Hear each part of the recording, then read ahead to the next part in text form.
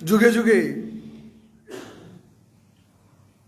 সত্যকে প্রচার করার জন্য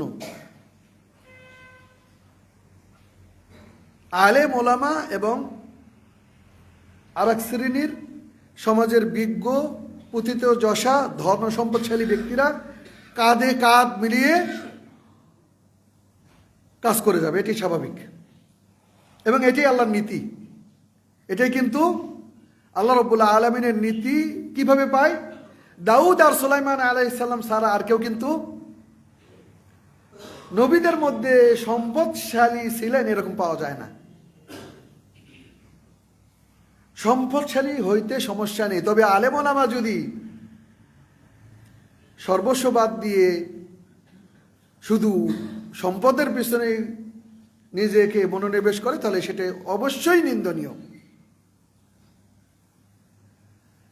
হ্যাঁ, দাওয়াতি কাজের সাথে সে ব্যবসা বাণিজ্য করুক আর যাই করুক সেটি নিন্দনীয় নয়, তবে শুধুমাত্র একটার দিকে অগ্রসর হবে তাহলে তাকে আমরা আলেম বলতে পারি না।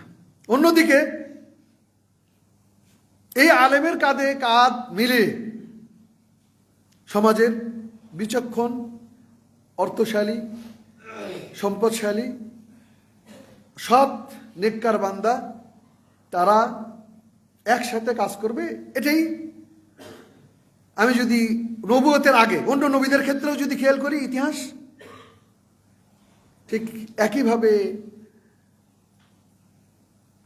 রাসূলুল্লাহ সাল্লাল্লাহু আলাইহি ওয়াসাল্লামের যুগে হিজরতের সময় উট এর যোগান কে দিয়েছিল? আবু বকর রাদিয়াল্লাহু তাআলা আনহু। খাবার পৌঁছে দিচ্ছিল কে? আবু বকর রাদিয়াল্লাহু তাআলা আনহুর দুই মেয়ে, আসমা আর হলো আয়েশা রাদিয়াল্লাহু তাআলা আনহা।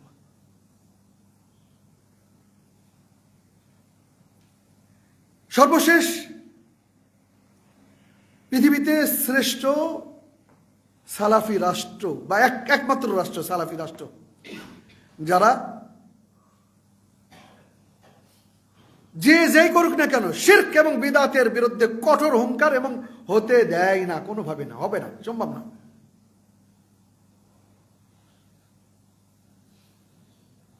সেই রাষ্ট্র গোড়াপত্তন এবং শুরু কিভাবে? মুহাম্মদ বিন আব্দুল ওয়াহাব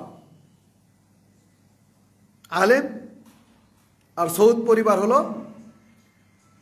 রাষ্ট্রীয় ফরমান সহ অর্থশালী, দুইজনে একসাথে শর্ত করে সন্ধে করে আগালেন। এর মাধ্যমেই দেখা গেল পরপর তিনবার, চতুর্থবার এসে উভয়ই ভালো করে খেয়াল করবেন, এই আজকে আমরা তাওহীদ বলি, সালাফি দাওয়াত বলি। এই সালাফি দাওয়াত সর্বশেষ অটোম্যান সাম্রাজ্য এমনইভাবে সেই তাওহীদি রাষ্ট্রের উপরে সর্বশেষ কাফনের উপরে ইয়েটা গেড়ে দিছিল যে স্বয়ং মসজিদে নববীতে বলা হচ্ছে যে অনেকেই সালাত আদায় করতো কিবলার দিকে না হয় কবরের দিকে হয়ে।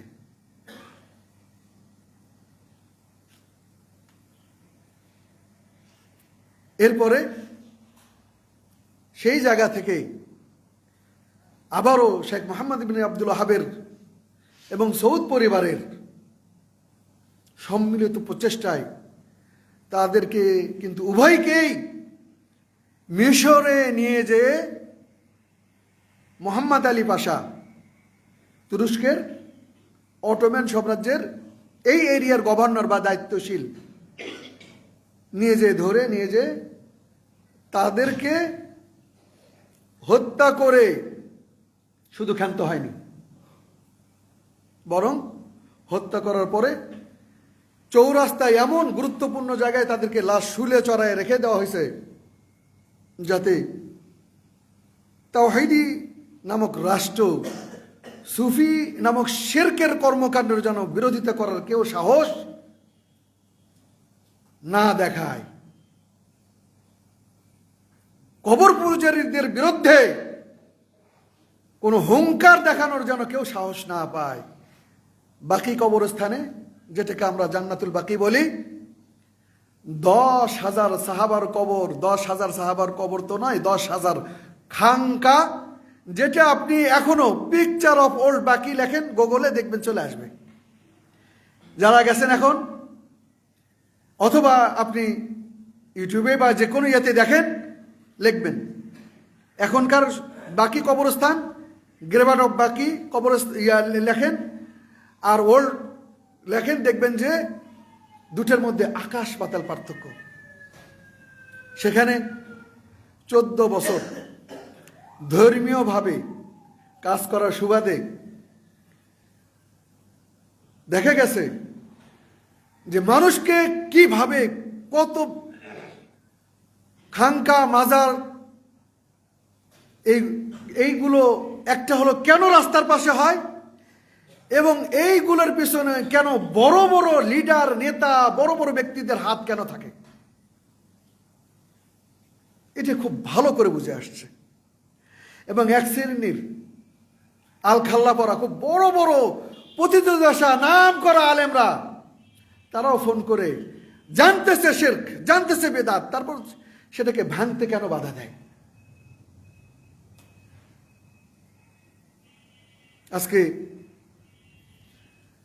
বাকি কবরস্থানের মসজিদে নববীর উত্তর পাশে যদি 10টা কবর শুধু সেখানে রাখা হতো, তাহলে সেই 10টা কবরের ইনকাম দিয়ে সারা সৌদি আরব চলত।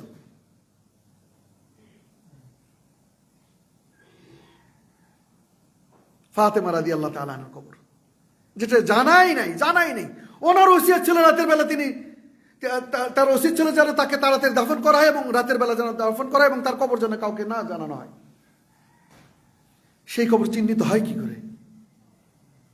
ওসমান রাদিয়াল্লাহু তাআলা আনহুর কবর একই অবস্থা।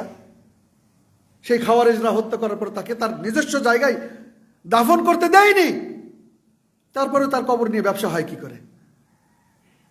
রাতের বেলা তার আত্মীয় স্বজনরা মিলে বাকি কবরস্থানের শেষ সীমানায় তার নিজস্ব জায়গায় গোপনে কোন রকম কবর দিয়ে আসছে। প্রশ্ন এসে যায় যে অটোমান সাম্রাজ্যের সময় এসে এই কবরগুলো ব্যবসায়িক প্রতিষ্ঠান হিসেবে পুরো অটোমান সাম্রাজ্যের, তুরস্কদের পুরো রাষ্ট্র চালানোর মূল জায়গা, মূল চালিকা শক্তি এই মক্কা আর মদিনা। এবং এই যেটাকে জান্নাতুল বাকি বলেন আর জান্নাতুল মাআলা বলেন, মুআল্লা বলেন আপনারা, এই দুই জায়গা। এজন্য তারা সেই লোভ লালসা না করে শেখ মোহাম্মদ বিন আব্দুল ওয়াহাব আর হলো সৌদ পরিবার মিলে তাদের জীবন গেছে, তাদের সন্তানদের জীবন গেছে, তারপর তাদের সন্তানদের জীবন গেছে, এরপরে তাওহীদ প্রতিষ্ঠা হয়েছে।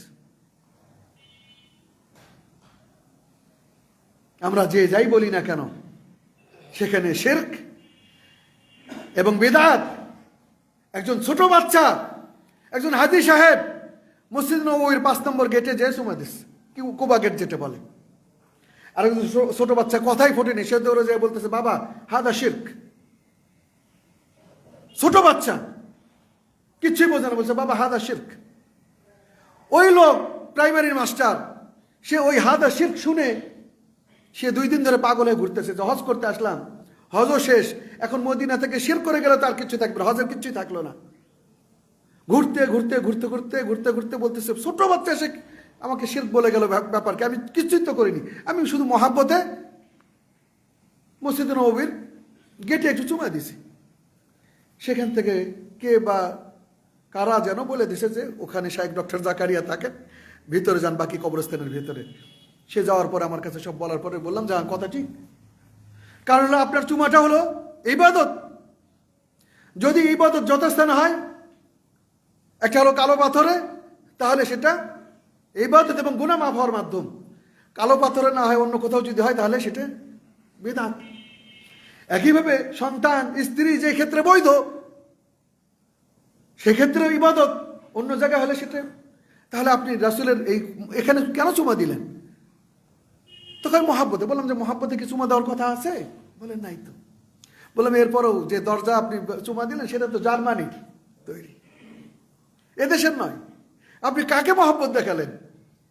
বেচারা শুরু করলো কান্না যে 68 বছর হয়ে গেল এখন পর্যন্ত শিরক কি বিদআত কি বুঝতে পারিনি, অথচ ছোট বাচ্চা এসে আমাকে আল্লাহর রহমতে এই চিন্তাধারা নিয়ে যদি ফিরে যেতাম তাহলে তো আমি শিরকের উপর চলে যেতাম, আমার আমলনামা নষ্ট। তো এই যে এই পরিস্থিতি, এটা আমরা যে যাই বলি না কেন, শিরক এবং বিদআত কাউকে কোনোভাবে ছাড় দেয় না। তারা যে কেউ এসে বলবে যে না এটা হারাম, এটা বিদআত, এটা চলবে না, এটা শিরক।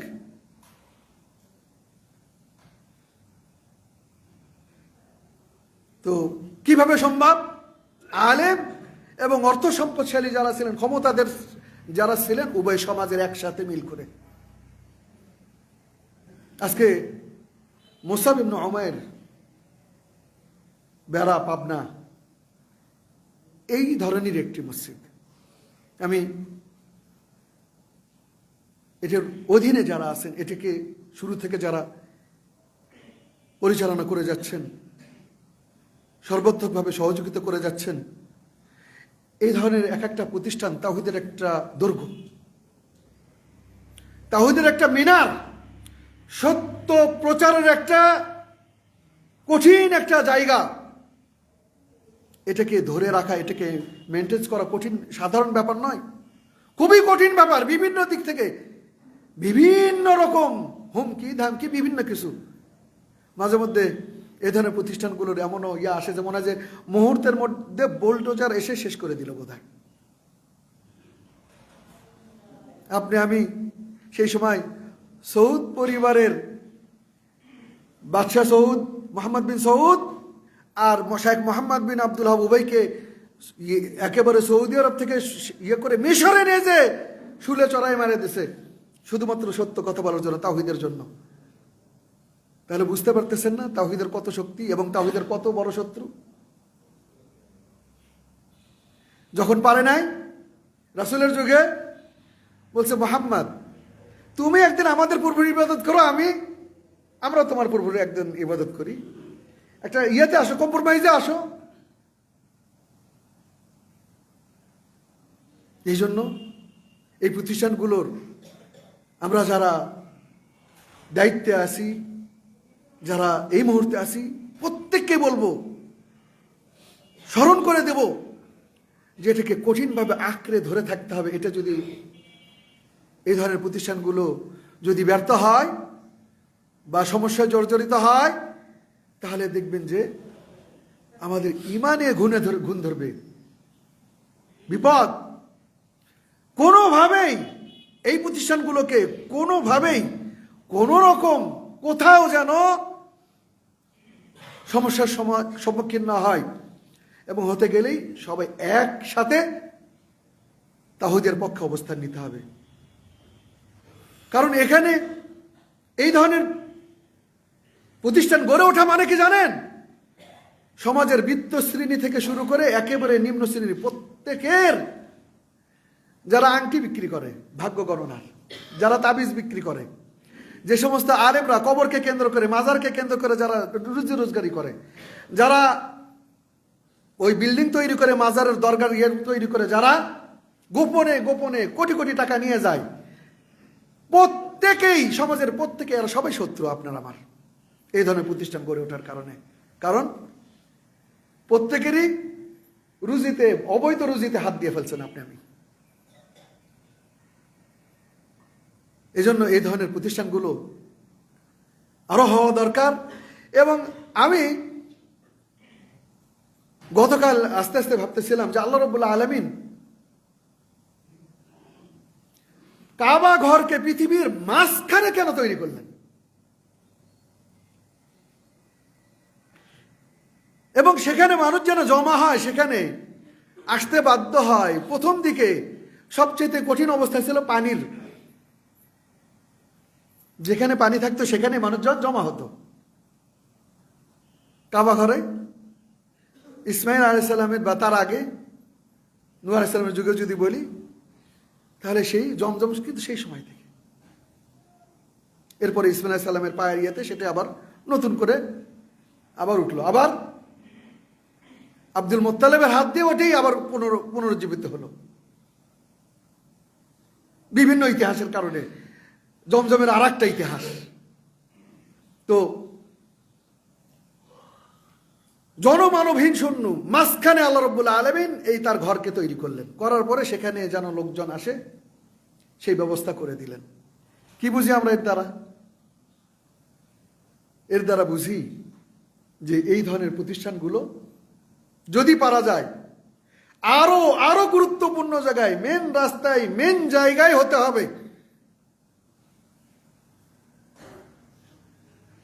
আমাদের সালাফি প্রতিষ্ঠানগুলো বেশিরভাগই দেখবো যে অজপাড়াগায়, বিভিন্ন জায়গায়, যেখানে পৌঁছাতে অনেক কষ্ট হয়।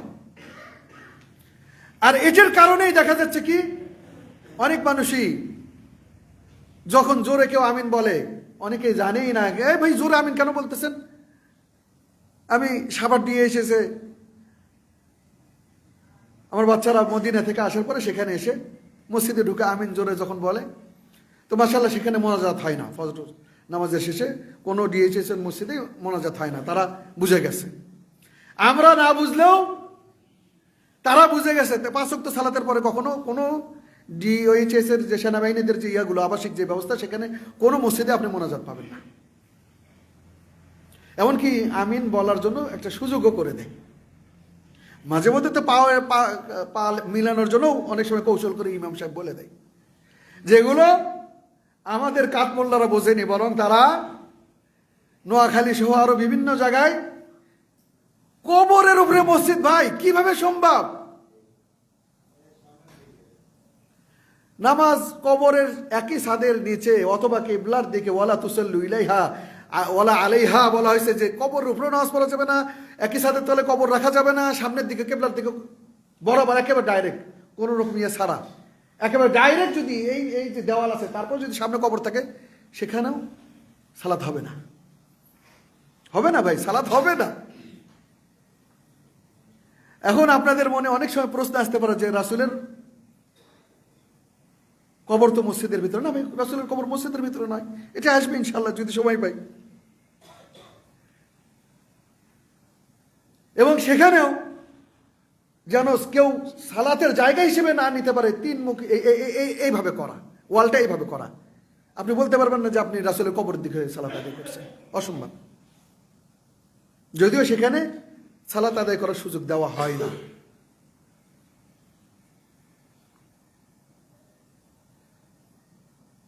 তো এই ধরনের প্রতিষ্ঠানগুলো রাস্তার প্রাণ কেন্দ্রে হওয়া দরকার।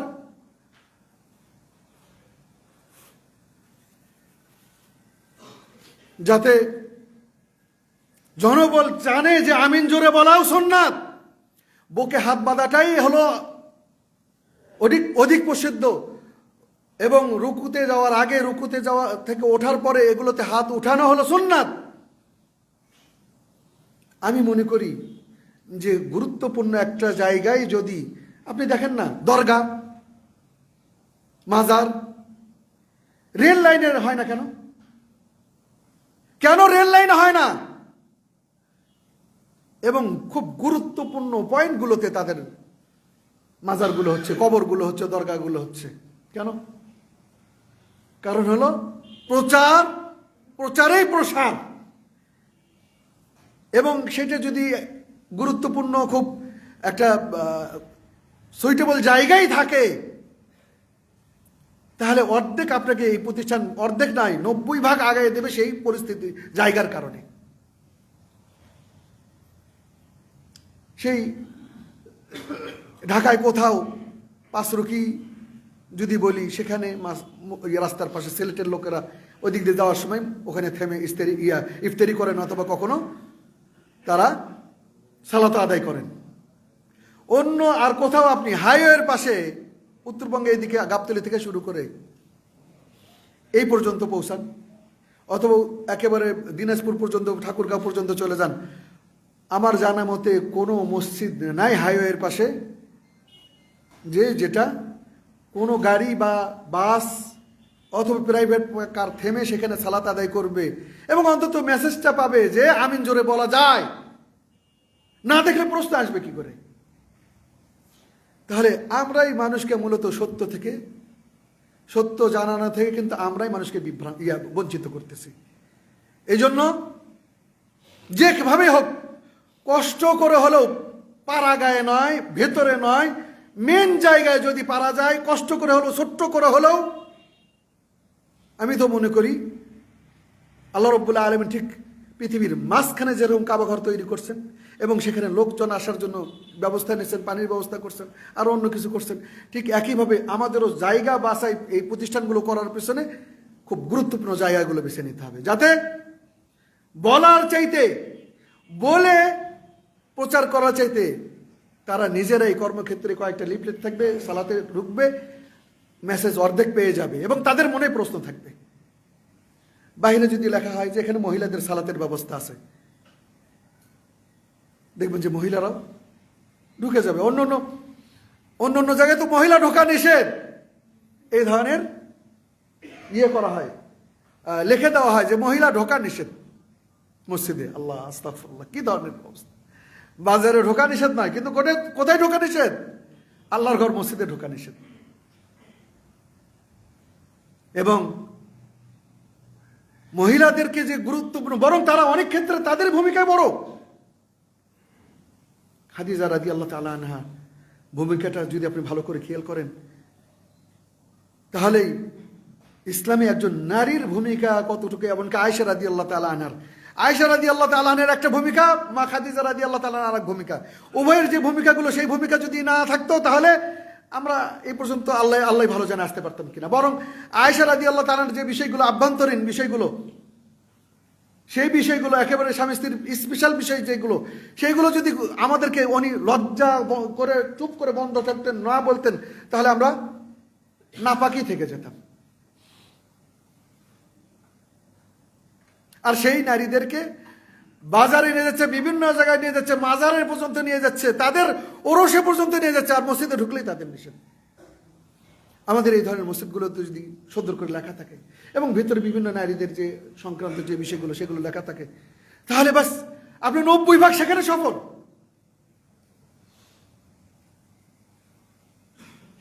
এই জন্য এই ধরনের প্রতিষ্ঠানগুলো যারাই এর পিছনে শ্রম দিয়ে যাচ্ছে, আল্লাহ রাব্বুল আলামিনের কাছে তাদের জন্য দুনিয়া এবং আখিরাতে সর্বদিক থেকে আল্লাহ রাব্বুল আলামিনের কাছে উত্তম জাযা, প্রতিদান এবং সর্বাত্মক তৌফিক কামনা করছি। আল্লাহুম্মা আমিন।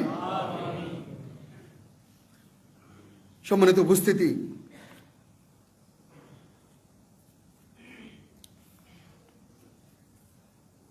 খুতবার বিষয় আবেদন করা হয়েছে, অনুরোধ করা হয়েছে, যেহেতু মদিনা বিশ্ববিদ্যালয়ে বাংলাদেশে আল্লাহর রহমতে এটা নয়, রাসূলুল্লাহ সাল্লাল্লাহু আলাইহি ওয়াসাল্লামের জীবনের উপরে অনার্স, মাস্টার্স, এমফিল, পিএইচডি আল্লাহ রাব্বুল আলামিন কমপ্লিট করার তৌফিক দান করছেন। এবং এখানে এই সাবজেক্টে পড়ার পরে অনেক বিষয়গুলো ক্লিয়ার হয়েছে, সেটা হলো যে সবচাইতে এর চাইতে কঠিন সাবজেক্ট আর নেই। আমি বলবো কি কারণে। তো এটার উপরে সাময়িক একটু মোটামুটিভাবে আপনাদের দিক নির্দেশনা দিতে বলা হয়েছে, আমি দেবো ইনশাআল্লাহ। তবে মদিনা বিশ্ববিদ্যালয়ের যে ইতিহাস ডিপার্টমেন্ট, এটা পৃথিবীর চাইতে অন্য, ব্যতিক্রম। এই ডিপার্টমেন্টের ছাত্র সাধারণত সিলেবাস কঠিন হওয়ার কারণে এখন একটু সহজ, আগে যেটা ছিল একটা সেটাকে ভেঙে 4টে করা হয়েছে গত 3 বছর থেকে জি। এর আগে এই 4টা একসাথে পড়ানো হতো, ফলে এতটাই সিলেবাস হার্ড ছিল, কঠিন ছিল, এখানে কেউ ভর্তি হওয়ার সাহস পেত না। তারপরেও ইস্তেখারা করে আল্লাহ রাব্বুল আলামিন কেন যেন নিয়ে গেছেন এবং আল্লাহ রাব্বুল আলামিন আলহামদুলিল্লাহ সেখানে প্রথমে অনার্সের পরে মাস্টার্স, তারপরে এমফিল, তারপর পিএইচডি করে অনেকেই মাস্টার্স করে চলে আসছেন, কেউ এমফিল করে চলে আসছেন। আল্লাহ রাব্বুল আলামিন তৌফিক দান করছেন একেবারে সর্বশেষ স্টেশন পর্যন্ত দুনিয়ার লেখাপড়ার ক্ষেত্রে। লেখাপড়ার তো শেষ স্টেশন কখনোই নেই। তো সেই ক্ষেত্রে আমাদের যে কেউ ইতিহাস বা নবীর জীবনী লেখার জন্য খুব আগ্রহ দেখান, এবং যাদের বাংলাদেশে যে বইগুলো আছে আশ্চর্যের বিষয়, সেই বইগুলো আমার হাতে এ পর্যন্ত যাদের বইগুলো আসছে এবং যেগুলো নিয়ে আমার থিসিসের আরবিতে সমালোচনাও আছে, আপনারা এমনকি আর রাহিকুল মাখতুমও আপনারা মনে করেন যে এটা পারফেক্ট অথবা অন্য কারো না। রাহিকুল মাখতুম যদি আমি সমালোচনা করিনি, কারণ হলো ওটা উর্দু ভাষায়, বাংলা ভাষার আমার দায়িত্ব ছিল।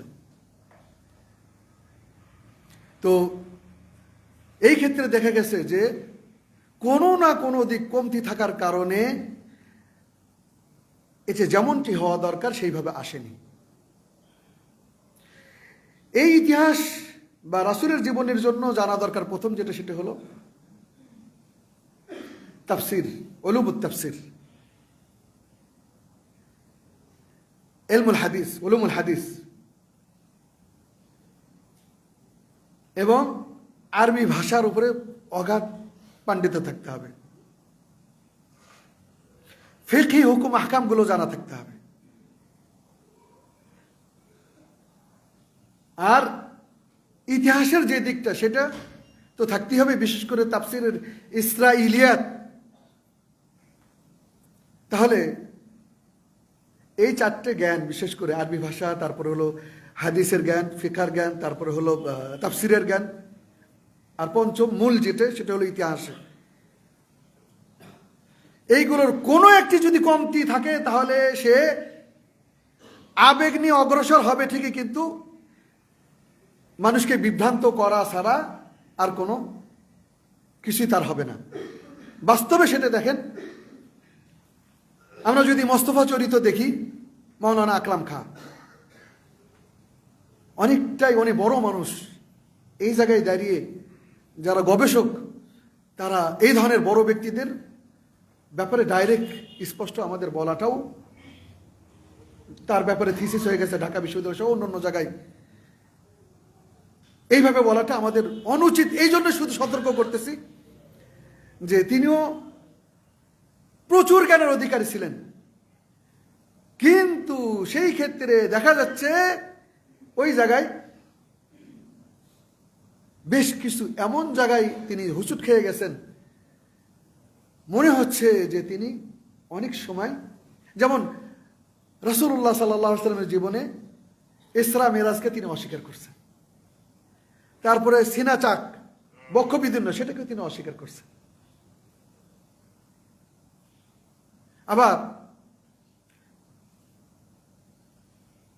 আরেকজন হলো বিশ্বনবী গোলাম মোস্তফার, এই লোক রাসূলুল্লাহ সাল্লাল্লাহু আলাইহি ওয়াসাল্লামকে বলতেছে যে উনি মাটিও নন আবার নূরও নন, তৃতীয় কিছু কি?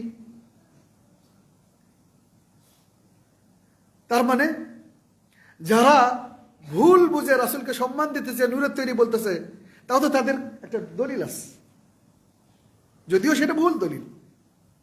অন্যদিকে যারা মাটির তৈরি বলছে তারা দলিল ভিত্তিতে বলছে। এখন এর মাঝখানে এর তো কোনো দলিল নাই। এই ধরনের আরো বেশ কিছু সুফি চিন্তাধারার যে ভুলগুলো সেগুলো তিনি করে গেছেন।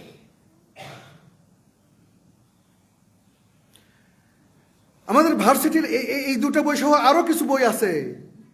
একজন বরকতুল্লাহ নামে এক ব্যক্তি, নয়া জাতি স্রষ্টা মুহাম্মদ সাল্লাল্লাহু আলাইহি ওয়াসাল্লাম, নয়া জাতি স্রষ্টা মুহাম্মদ সাল্লাল্লাহু আলাইহি ওয়াসাল্লাম, এটা কিন্তু একেবারে এইচএসসি লেভেলে এই বইটা আর কি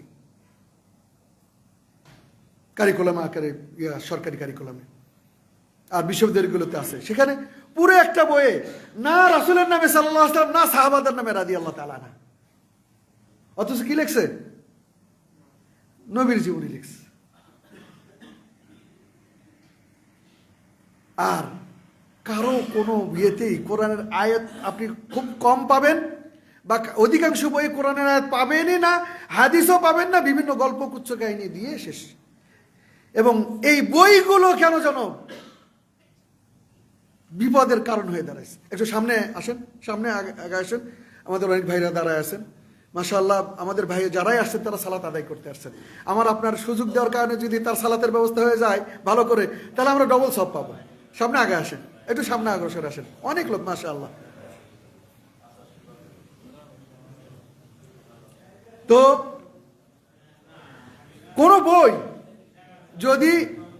বই যদি এরকম নির্ভরযোগ্য না হয়, তাহলে সেই বই কিন্তু মানুষকে বিভ্রান্ত করবে। সেই বই সব হওয়ার পরিবর্তে আরো মানুষকে আমি পাপের পথে নিয়ে গেলাম। আশ্চর্যের বিষয়, জাগতিক জীবনে সায়েন্স বলি, তারপর অন্য ইলেকট্রিক বিষয়গুলো বলি, যে কোনো বিষয়গুলো বলি, সেগুলো ক্ষেত্রে অথবা মেডিকেলের এইগুলো ক্ষেত্রে আপনাকে প্রমাণ সহ উপস্থাপন করতে হয়। অন্যদিকে ধর্মীয় ক্ষেত্রে যেখানে বারবার বলা হয়েছে যে যেই ব্যক্তি ইনজাকুম ফাসিকুন বিনাবাইন ফাতাবাইয়ানু, যে কেউ খবর দিলে সেটা নেওয়া যাবে না, চতুর্দিক থেকে নিশ্চয় তারপর সেই খবর নিতে হবে, তারপর প্রচার করতে হবে। শুধু তাই না, হাদিসের যে চেন, অমুকের কাছ থেকে অমুক, আব্দুল্লাহ থেকে আব্দুর রহমান, আব্দুর রহমান থেকে আব্দুর রহিম, এই যে এইভাবে যে চেন, এটা বলা হয়েছে এটা ধর্মের অংশ। সুতরাং যার কাছ থেকে নিবা তুমি হাদিস দিনের কোনো অংশ, সেটা দেখে নাও। এত কিছু সতর্ক থাকার পরেও তারপর দেখা যায় যে কেউ আলেম নয়। আমাদের বর্তমান ঢাকা বিশ্ববিদ্যালয়ের একজন নামকরা শিক্ষক গতবার হজে গেছেন সম্ভবত, এখন উপদেষ্টাদের মধ্যে আছেন আসিফ সাহেব। উনি ফিরে আসে বলেন যে আমি রাসূলের জীবনের ব্যাপারে লিখব। তো আমি অন্যদেরকে, পরিচিত জনদেরকে বললাম যে এটা সবচাইতে বোকামি এবং এটা সবচাইতে বেইনসাফি। কারণ হলো এই ব্যাপারে আপনি হাদিসের ব্যাপারে তাও কিছু লিখতে পারবেন, তাফসিরের ব্যাপারে হয়তো বা কিছু লিখতে পারেন, কিন্তু সমস্ত জ্ঞান একত্র করার পরে আপনাকে নবীর জীবনের উপরে হাত দিতে হবে। তা না হলে যারাই লেখছে এই ক্ষেত্রে তারাই বিপদে পড়ছে। বরং আমাদের দেশের কারো কারো কাছে গ্রহণযোগ্য কিছু আছে, ওটা যদিও উনি বলছেন রচনা, আসলে রচনাটা আমি বলছি সংকলন, আমাদের মধ্যে নাম করা মানুষ। এবং সেখানেও দেখবেন প্রথম দিকে ছিল যে জান্নাতের ভাষা সব ইয়েতে বলতেছে আরবি, পরে সেটাকে তাদের দৃষ্টিতে নিয়ে আসার পরে সেটাকে সংশোধন করেই যাচ্ছে এখন পর্যন্ত সংশোধনী।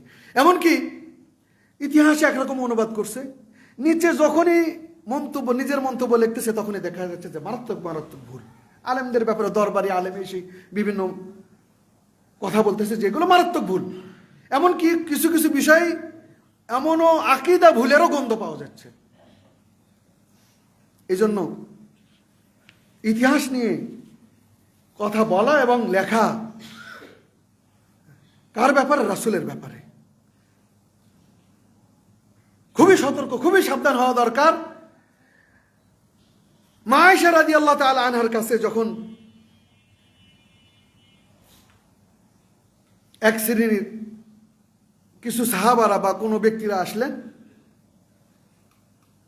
বা তাবেঈনরা কোনো ব্যক্তিরা আসলেন, আসার পরে রাসূলের জীবনে সম্পর্কে জিজ্ঞেস করলেন। মা আয়েশা রাদিয়াল্লাহু তাআলা আনহা আশ্চর্য হয়ে বললেন যে তোমরা কি কোরআন পড়ো না? তোমরা কি কোরআন পড়ো না? তখন তারা বলছে হ্যাঁ আমরা তো পড়ি, কোরআন তো পড়ি। তো বলছে না, কোরআন পড়লে রাসূলের সম্পর্কে তোমাদের জিজ্ঞাসা করার কথা নয়। যারা জিজ্ঞাসা করছে তারাও আশ্চর্য হয়ে গেছে, কি ব্যাপার, আমাদের মা কি বলতেছে? তখন হ্যাঁ কথা সত্য, কানা খুলুকুহু আল কোরআন। রাসূলের জীবন চরিত্রটাই পুরোটাই ছিল জীবন্ত কোরআন, বা জীবন্ত কোরআন না বলি কোরআনের কপি, বাস্তব নমুনা। কোরআনে যা যা বর্ণিত হয়েছে সেটাকে বাস্তবে ফিল্ডে, প্র্যাকটিক্যাল ফিল্ডে এর বাস্তবায়িত রূপ দিয়েছেন আমাদের নবী মুহাম্মদুর রাসূলুল্লাহ সাল্লাল্লাহু আলাইহি ওয়াসাল্লাম। তো যার চরিত্রটা কোরআন, তাহলে সেই মানুষ সম্পর্কে আমরা যারা কোরআন বুঝি না, হাদিস বুঝি না, তাফসির বুঝি না, তারা কলম ধরলেই হলো। যারা তার বিরুদ্ধে লিখতে গেছে তারা অধিকাংশই বলছে অসম্ভব, অসম্ভব।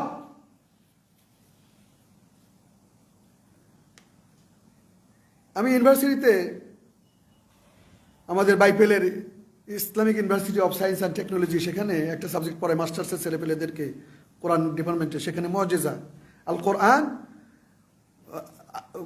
মডার্ন সায়েন্স অ্যান্ড কোরআনুল কারীম। তো এখানে ইয়েমানের একজন কোরআন নিয়ে গবেষণা করে এবং বিজ্ঞানী, তো উনি আমেরিকার এক বিজ্ঞানীকে বলছেন যে আল্লাহ রাব্বুল আলামিন বলছেন মানুষকে বিভিন্ন পর্যায়ক্রমে সৃষ্টি করা হয়েছে, আতওয়ারা।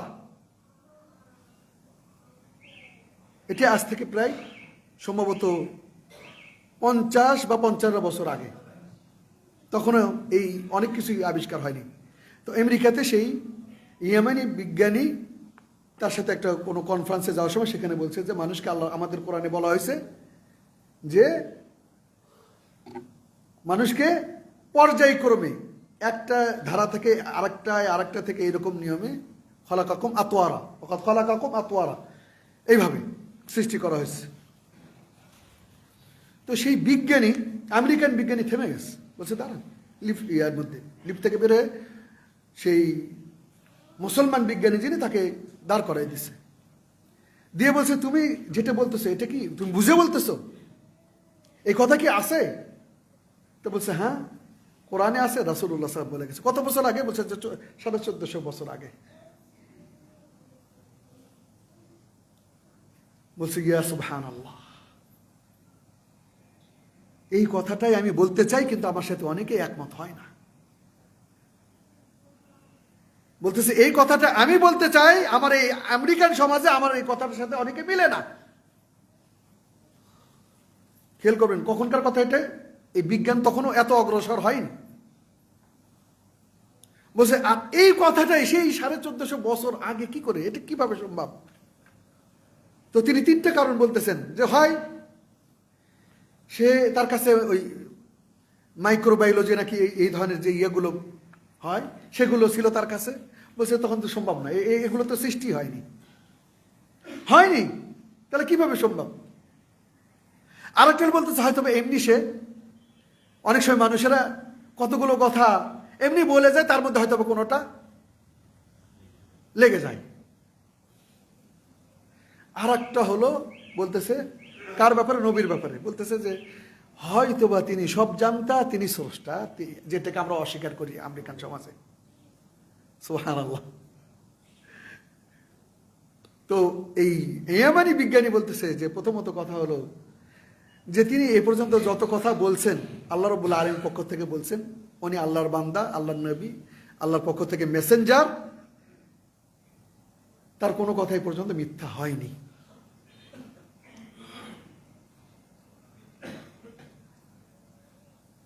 তো তখন বাকি থাকলো বলছে তাহলে তোমাদের যেখানে বলা হয়েছে তাহলে এটা অবশ্যই যে স্রষ্টা ক্রিয়েটারের পক্ষ থেকে, আল্লাহ রাব্বুল আলামিনের পক্ষ থেকে, তাহলে এটা ঐশী গ্রন্থ এবং এটার মিথ্যার ব্যাপারে কোনো রকম মানে সত্যের ব্যাপারে কোনো রকম বিন্দু মাত্র সংশয় নেই, অবশ্যই এটা সত্য।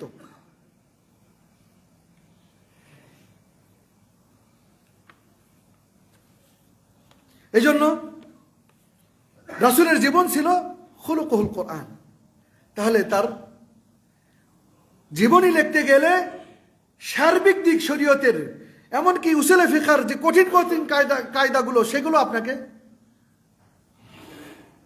শিখতে হবে। এই জন্য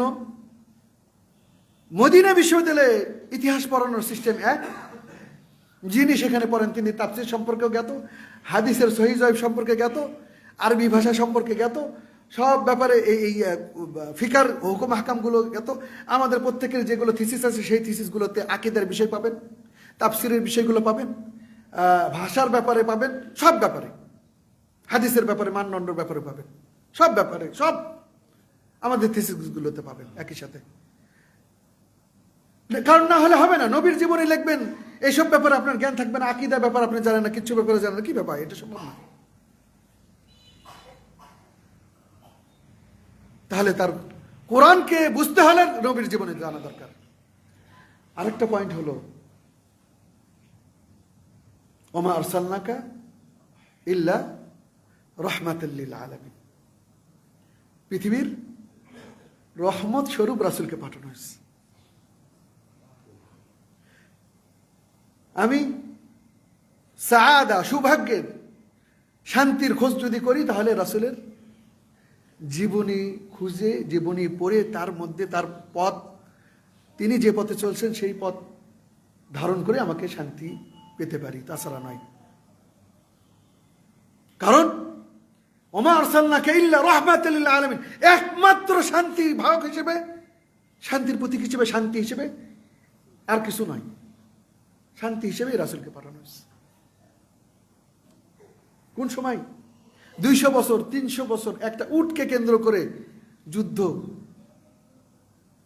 শত শত মানুষ একটা উটকে কেন্দ্র করে মারা যাচ্ছে, যে সময় জীবিত কন্যা সন্তানকে মায়ের গর্ভ থেকে, মায়ের কোল থেকে সাজায় নিয়ে যে কবরের পাশে রেখে কবর খুঁড়তেছে, কবর থেকে মাটি এসে বাবার দাড়িতে লেগে যাচ্ছে, ওই মেয়ে ইশারা দিচ্ছে বাবাকে যে বাবা মাটি এখানে, তুমি একটু নিচু হতো, নিচু হইস, ঝেড়ে দিস। এরপরে আবার বাবা কি করছে, আবার কবর খোঁড়া শুরু করছে। এরপরে বলতেছে মা দেখো তো ভিতরে কি, দেখতে গেছে, ধাক্কাতে ফেলে দিয়ে সেখানে। কি এটা কি শান্তির সমাজ?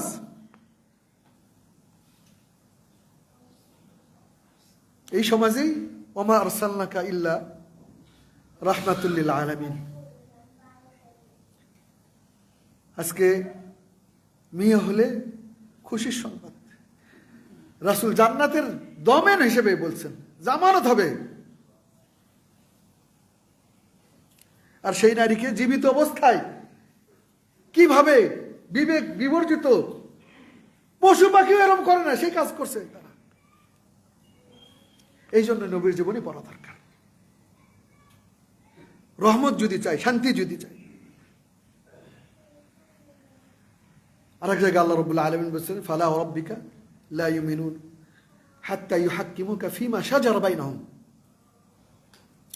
আল্লাহর কসম, তোমার রবের কসম, তারা কখনো পরিপূর্ণ মুমিন হতে পারবে না যতক্ষণ না পর্যন্ত তাদের সমস্যার সমাধান হিসেবে তোমার দেওয়া বিধান বা তোমাকে মেনে না নেবে সমাধানকারী হিসেবে, ততক্ষণ পর্যন্ত তারা পরিপূর্ণ হবে। এবং এটার ব্যাখ্যা আরেক জায়গায় বলা হচ্ছে উদখুলু ফিস সিলমি কাফা, ইসলামের ভিতরে পরিপূর্ণভাবে প্রবেশ করো, আংশিক নয়। তাহলে মুসলমান যদি হতে চাই তাহলে রাসূলের জীবনী, রাসূলকে পরিপূর্ণ হিসেবে মানতে হবে, আর এই জন্য তার জীবনী দরকার। সর্বশেষ লা ইউমিনু আহাদুকুম, রাসূলুল্লাহ সাল্লাল্লাহু আলাইহি ওয়াসাল্লাম বলতেছেন তোমাদের মধ্যে পরিপূর্ণ মুসলমান ততক্ষণ পর্যন্ত হতে পারবে না যতক্ষণ পর্যন্ত সে কি তার কাছে সবচেয়ে আমি বেশি প্রিয় হব তার সন্তান আদি, পিতা মাতা, যত যা কিছু আছে, এমনকি তার নফস থেকেও। তখন ওমর ইবনুল খাত্তাব রাদিয়াল্লাহু তাআলা আনহু বললেন যে রাসূল,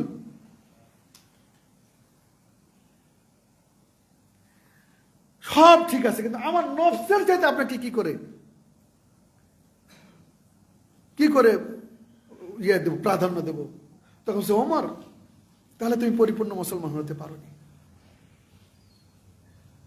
এরপরে ওমর সময় নিলেন, সময় নেওয়ার পরেও নিজেকে স্থির করার পরে তারপর বললেন যে হ্যাঁ ঠিক আছে ইয়া রাসূলুল্লাহ, এখন আমি পরিপূর্ণ ইমানদারের আশা করি, কারণ হলো আমার নফসের উপরে আপনাকে প্রাধান্য দিলাম। সুতরাং নফসের উপরে চাইতো যদি প্রাধান্য দিতে হয় যে রাসূলকে দিতে হবে, তা নাহলে আপনি পরিপূর্ণ মুমিন হতে পারবেন না। সুতরাং তার জীবনে জানা দরকার।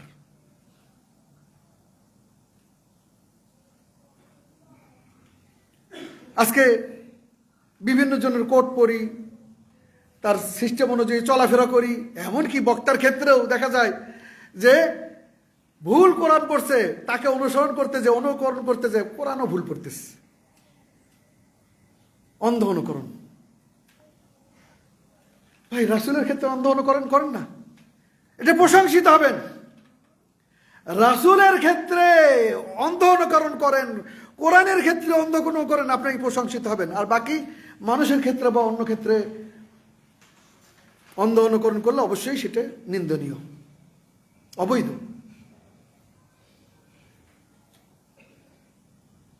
আসুন আমরা রাসূলের জীবনী ভালো করে জানি এবং সেই অনুযায়ী নিজেদের জীবনকে সাজাই। হাদা ওয়া সাল্লাল্লাহু আলা নবিয়িনা মুহাম্মাদিন ওয়া আলা